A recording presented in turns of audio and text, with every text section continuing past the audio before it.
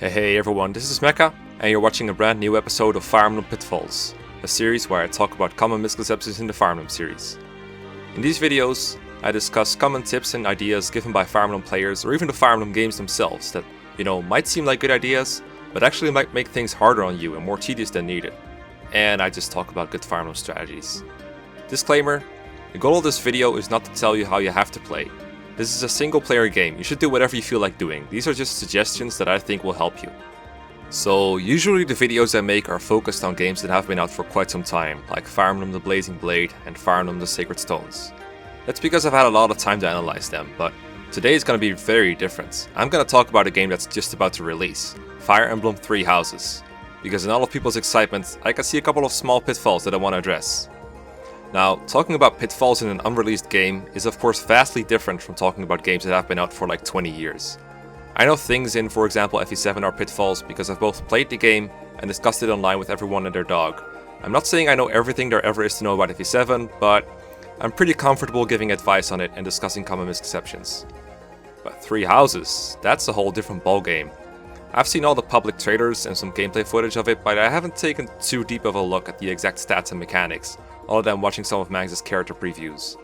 I do have this wonderful ability to forget like half of what I read about the game, so I'll be going in sort of blindly, but nevertheless I have a vague idea of how this game is gonna look, both gameplay wise and visually. So I thought for this episode, it would be fun to see if the most classic Fire Emblem pitfalls seem to apply to Treehouse, and maybe also if we can find some new pitfalls, even though the game isn't out yet. Now the first and most classic Fire Emblem pitfall is of course the whole idea that you shouldn't use pre-promotes because they steal EXP. Pretty much every Fire Emblem game has an early game pre-promote, usually a paladin, that starts out a lot stronger than the rest of your team, but has worse EXP gain and lower growth rates. Somewhat experienced players often tell newer players to avoid these so-called Jagen characters, also known as EXP thieves or EXP sinks or whatever you want to call them, because they stunt the growth of the rest of your characters. However, right now the more reasonable verdict on Jagen characters is that while we shouldn't rely on these pre-promotes to do all the work for us, we should definitely call for their assistance whenever it helps us, because not doing so will be a huge waste of their enormous strength. I mean, you shouldn't solo the whole game with them, and definitely do give EXP to other people when you can, but a couple of kills and maybe a boss kill for your Jagen is not gonna hurt you. From what we know, in Treehouse you don't really have a dedicated powerful pre-promote like this.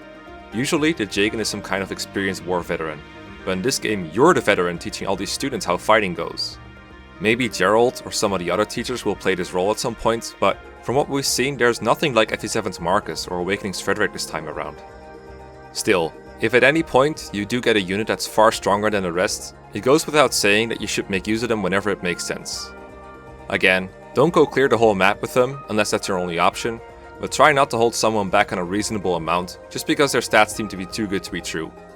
If you're still not convinced that using Jagens is in your best interest in other games, I welcome you to watch my other Pitfalls videos for more elaborate explanations, but for the sake of my longtime viewers, I don't really want to repeat myself on this too much. Another common misconception from old Fire Emblems is that you should always train your Lord character. This is because they are force deployed on all maps, or at least some maps, and if they die, you get a game over. So this gives you an incentive to train them throughout the whole game, and be extra careful when using them in battle. The idea that you always had to use a Lord character was ingrained pretty hard into the Fire Emblem community, and for some characters that's always been a little rough. Binding Blade's Roy, for example, is pretty weak compared to the other characters in the game, and while his promotion and his super weapon eventually redeem him, it happens so late in the game that it's basically an afterthought. Lots of Fire Emblem Lords suffer from similar problems. Shadow Dragon Marth, Blazing Blades Eliwood and Lyn, Sacred Stones Erika, and yes, to some extent it even applies to Path of Radiance Ike. They promote late or even don't promote, their base stats aren't all that good, and they are locked to swords, which is usually the worst of the three main weapons to be locked into, due to their very limited 2 range options and low might. For these reasons, I usually recommend veteran players to not train these units unless they really want to, because it's generally more of a hindrance than a help. They're not so bad that it makes the game overly hard or anything, but it's just not worth it. I find that it's easier to protect these units and keep them out of combat altogether, than to put up with their shortcomings battle after battle, just to try and grow them into something worth using. But does this hold true for Treehouse? I really doubt it. While I haven't taken a close look at his bases or growths, I can tell from the footage that Byleth is looking like a very strong character that doesn't have any of these flaws. From what I can tell, Byleth is not locked to swords, though he's very proficient at using them, and his personal sword even has 1-2 range. He can reclass to other classes if his base class isn't good enough. He can promote at the same time other characters can. And there was one part in the Treehouse footage where Byleth just straight up one-shots an enemy. I don't think Byleth will be anything like the lords from the previous titles, and if anything, he seems to be more like Robin from Awakening and Corrin from Fates. Versatile and capable of fulfilling just about any role. I really wouldn't be surprised if Byleth turned out to be one of the best characters in this series, because Intelligent Systems really wants Avatar characters to be strong, and he's looking to be no exception. Byleth's abilities are also linked to your ability to recruit students from other houses, so you have an extra incentive to train him up and make him powerful in certain areas. So even if he's just alright and not great, I still think it's a good idea to use him. As for the other lords, Dimitri, Claude and Edelgard, I really doubt they'll be a liability either for much of the same reasons. They can reclass into other classes even if you don't like their base class very much, and they even have a skill that lets them gain more experience in battle. I think they'll be just fine. Side note, I do think it's cool that Byleth mains swords, Dimitri mains lances, Edelgard mains axes and Claude uses bows, so all the physical weapons are represented between the four main characters. I only realized this like a couple days ago and it's kind of embarrassing. So another really common pitfall is hoarding powerful resources. In previous titles, people were often tempted to leave their most powerful weapons unused and rely on low rank weapons like iron for most of the game for fear of running out. It's a classic RPG thing. You want to save strong things until you need them later, and even if you run into a situation where they seem good or even needed, you still try to complete the level without them just in case an even better situation comes up later. As a result, people end up coming into the final chapter with a convoy full of unused silver lances, killer weapons, legendary weapons and so on. I admit I do this too sometimes, but a lot less than I used to. Generally, if it looks like using a strong weapon will help me in a situation, I just go for it. They are given to you to be used. If the game wanted you to not use these things until the final battle, they would give them to you in the final battle. Fire Emblem games always gives you some powerful resources near the end of the game, just in case your team isn't up to scratch. So while you shouldn't be wasting your powerful weapons and items all the time, you should still not be afraid to take them out when they could be useful. Kinda like the way I recommend using pre-promotes really. In Three Houses, I think the hoarding will definitely be a bit of an issue because of two mechanics featured in the game, combat arts and gambits. Combat arts are special abilities that drain your weapon uses faster, and that's gonna be a huge dilemma sometimes. Especially if you're playing blindly, you're just not sure how much you can get away with when it comes to draining your weapons. We do know there is some way to repair weapons in the game, at least for Byleth's personal weapon. I think I do my research on this, but I don't want to run into more spoilers, so I'm sorry. But I think it's fair to expect that the game will be designed around faster weapon usage, and you'll have plenty in stock to experiment with them quite a bit. Use with caution, but not too much caution. As for gambits, those are also limited special abilities that improve your combat. Very limited as far as I can tell, like once or twice per battle, maybe more often later on. So kinda like Z moves in the Pokemon games, except you get multiple different ones per chapter. You'll definitely want to make these count, and I think they'll be very important when dealing with the very powerful beast battles we're going to encounter. I think the once per battle limitation will make people more willing to use them than, for example, combat arts, because people know you're going to have them available next chapter no matter what, so there's no incentive to hoard them throughout the whole game. But it might be a little tricky to find the right time to use them on a map. On second playthroughs, it'll probably be very easy to tell what the best time to use these will be.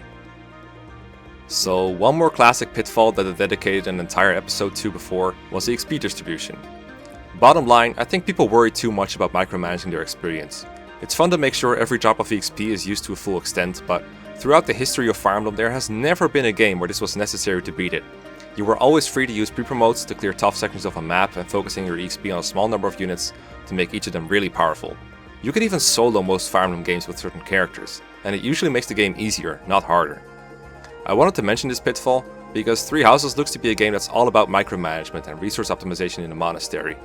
There's all sorts of different stats and progress bars and things to train, and I think it might get a little overwhelming at some point, but it also gave you an auto-tutor option, which, while you're probably not going to get the optimal results, it should give you enough to beat the game with if you're not into that kind of thing, at least on the normal difficulties. If it doesn't, I think that would be some very poor design on their part. Personally, I'm not a micromanaging person. I like a little bit of it, but sometimes I just want to go and play Fire Emblem with some speed behind it, and not worry about where every little resource is going for the optimal results. I'm gonna try my hand at it again in Three Houses because it's what the game seems to be all about, but I also want to try an auto-tutoring playthrough, or even a no-tutoring playthrough at some point, just to see if it's possible. So, by all means, knock yourself out figuring out how to spend your free time and activity points and tutoring sessions and lesson plans and everything, but I wouldn't worry about doing it perfectly. Reviews have been pretty clear that this game is good at easing you into everything, and they would not want to make a game that needs to be played perfectly for the best result. There is one thing I want to touch upon when it comes to wanting perfection though, and that's recruiting other students. So even though a lot of people have decided by now on what house they want to pick, they also often have several favorites from other houses that they want to recruit. Apparently this is possible if your byleth is proficient in certain areas that these students find important, but it's also apparently not been easy to recruit these students quickly, since their requirements can be pretty steep. And one reviewer specifically said that they didn't manage to recruit any students before the deadline, and yeah, there is a deadline, though apparently it took them like 40 hours of gameplay to get there. Now, I understand that you want to assemble a team of your absolute favorites on your first playthrough, because your first playthrough should be the one where you use all your favorites, but I also recommend you don't stress out if you fail to do what you'd hope to do. Your first playthrough should be the one where you're not afraid to make mistakes. It won't be perfect, and I think that's half the fun of it. One of the playthroughs that I've done that I've enjoyed the most was my Iron Man run of Thracia 776, and that was because so much went wrong, and I lost so many units that I wanted to keep alive so desperately. At times, it was the saddest I've ever been when playing Fire Emblem, but that emotional connection between me and the game will never go away. It's like Butter said in South Park. No thanks, I love life. Huh? But you just got dumped. Well, yeah, and I'm sad.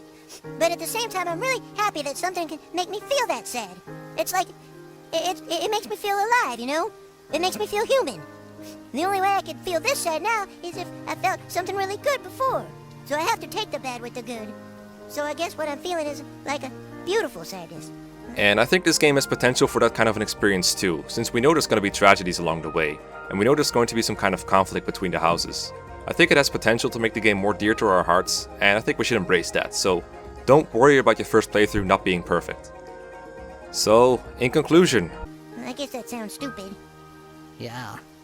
While this game seems to completely defy some of the classic pitfalls that held the fanbase in a tight grip in the Dark Ages, it might also introduce some new ones, or new variants on old ones, that might cause some stress or annoyance. That's normal.